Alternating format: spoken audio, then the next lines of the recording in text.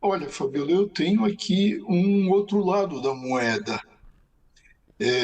Esse outro lado da moeda, dificilmente, atenção, vai resultar em alguma coisa.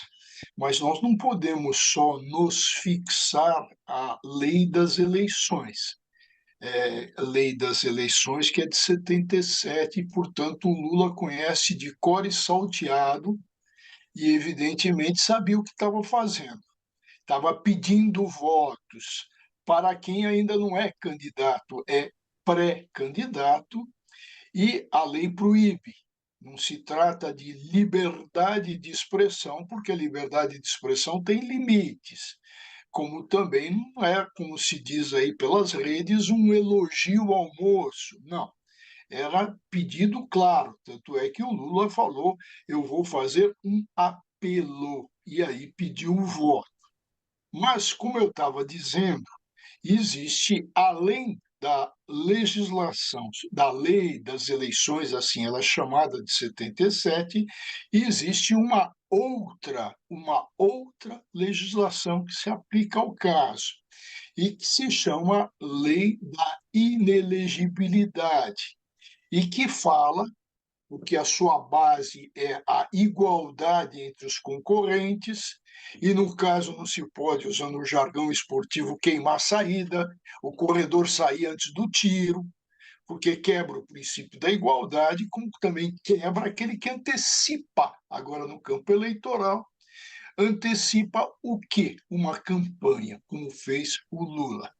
E essa lei, que é da inelegibilidade, pune, não só por causa da paridade, da falta de paridade, aquele que queima o tiro, mas pune também aquele que abusa, e aqui coloco entre aspas, abusa do exercício da função, quer na administração direta, quer na indireta. Fecho aspas. Ora, o abuso do Lula também é flagrante.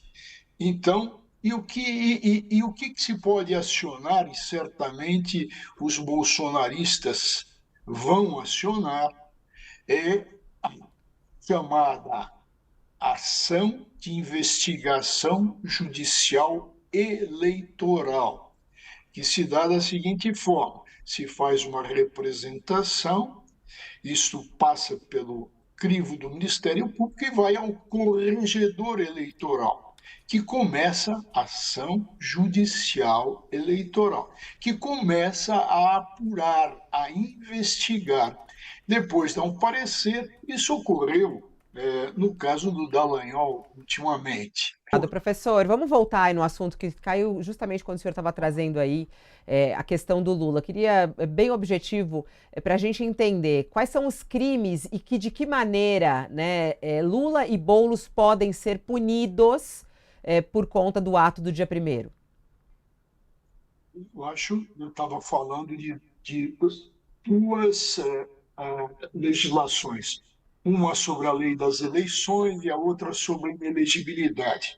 É muito difícil, praticamente impossível, acontecer aí a inelegibilidade. Por quê? Porque ninguém é hipócrita, né?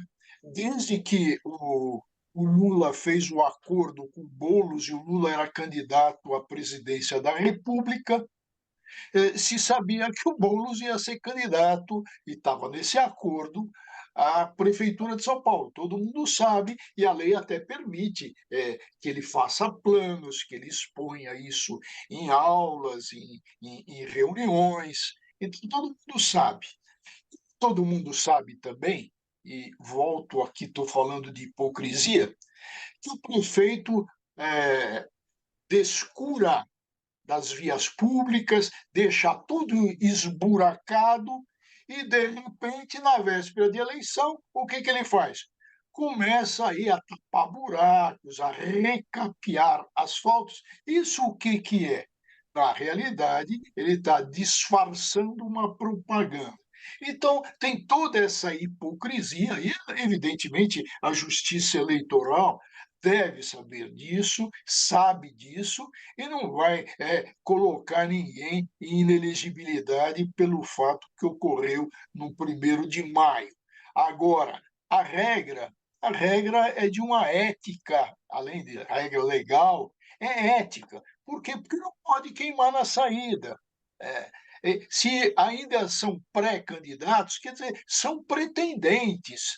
Podem não ter o nome confirmado em convenção, tudo pode mudar, então não se pode dar a partida, e a lei é clara, não se pode pedir voto, é proibido. E o que o Lula fez, simplesmente, foi um ataque não só à lei, mas à ética. Essa ética que virou uma ética ambígua. Por quê? Porque ele sabe disso. Essa lei é de 77. Ele já foi candidato na vigência dessa lei diversas vezes. Então, resumindo, o que que vai acontecer aí? Vai acontecer a sanção multa. Dentro do quê? Dessa grande hipocrisia, porque todo mundo já sabe quem é candidato, quem não é, e a campanha já está solta e disfarçada.